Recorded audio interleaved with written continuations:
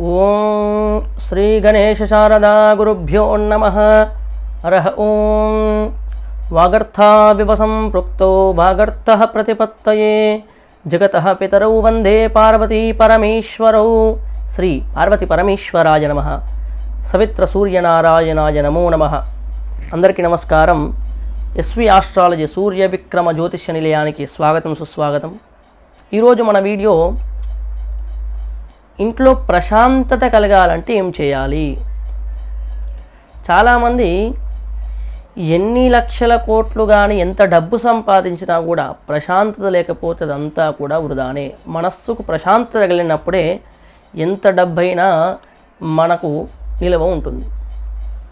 అదేవిధంగా చాలామంది బయట ఎన్ని కార్యకలాపాలు చేసి వచ్చినా కానీ ఇంట్లోకి రాగానే ఏదో తెలియని వ్యధ, మనసుకు ఏదో బాధ కలగడం కానీ, మనసు ప్రశాంతత లేకపోవడం కానీ జరుగుతూ ఉంటుంది చాలామందికి.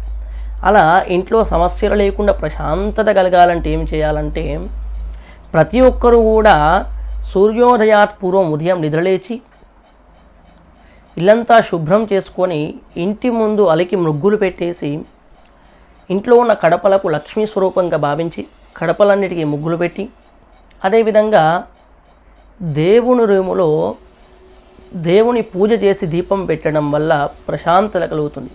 ఆ పూజ ఏ విధంగా చేయాలి మరి అంటే, ఆ పూజను ఎవరు ఆచరించాలి? మొదటగా ఇంటి యజమాని చేయాలి, లేదా యజమానికి వీలు పడిన పక్షంలో యజమానురాలు, పురుషులు కానీ స్త్రీలే కానీ లేదా పిల్లలు కానీ ఎవరికి వీలు బట్టి వారు ఆ పూజను ఆచరించవచ్చు. పూజ చేసే క్రమంలో చాలామంది ఏం చేస్తారంటే, ప్రతినిత్యం పూజ చేసే వాళ్ళు చాలా తక్కువగా ఉంటారు. వారంలో 3 రోజులు 2 రోజులు ఏదైనా ఉపవాసం ఉన్న రోజు మాత్రమే పూజ చేస్తారు. అలా కాకుండా ప్రతిరోజు పూజ చేయాలి. ఆ పూజను మన ఇంట్లో ఉన్న ఫోటోలన్నీ కూడా నిత్యము వాటర్తో కడిగి, చాలామంది వాటర్తో కడిగి ఆ ఫోటోలన్నీ కూడా కొద్దిగా ఖరాబ్ అయ్యే అవకాశం ఉంటాయి. అలా కాకుండా ఫోటో రూపకంగా ఉన్న వాటిని మాత్రము వారంలో 1 లేదా 2 సార్లు తడిగుడ్డతో తుడిచి ఆ ఫోటోకు అలంకరించాలి. అదే చిన్న చిన్న విగ్రహ రూపంలో ఉన్నవి కొన్ని నీరు వేసి అభిషేకంలాగా చేసి వీటికి బొట్టు పెట్టి అలంకరణ చేయాలి. ఆ విగ్రహాలను ప్రతి నిత్యము చేయాలి. అలా చేసిన తర్వాత 3 వత్తులతో త్రిగుణాత్మక స్వరూపంగా 3 వత్తులతో దీపాన్ని వెలిగించి, ధూపము ఆవు పేడకతో కానీ ఆవు పేడ ధూపాలు కానీ అలా ఉంటే ఉత్తమము, లేదా ఏది ఉంటే అది ధూపం పెట్టేసి నైవేద్యముగా చక్కెర లేదా పండ్లు, లేదా మీకు వీలైతే ప్రతినిత్యము సిరా నైవేద్యం కానీ అలా నైవేద్యము, లేదా మనము వండుకున్న అన్నంలో కొద్దిగా చక్కెర పాలు వేసి నైవేద్యం, అలా ఏదో ఒక నైవేద్యం పెట్టేసి హారతి ఇచ్చేసి ప్రశాంతంగా 10 నిమిషాలు ఓం నమః శివాయ, ఓం నమో నారాయణాయ, ఓం శ్రీమాత్రే నమః అలా ఎవరికి తోచిన విధముగా వారు ఒక దైవనామస్మరణను 10 నిమిషాలు ప్రశాంతంగా ధ్యానం చేసుకోవడం వల్ల ఇంట్లో ప్రశాంతత కలుగుతుంది.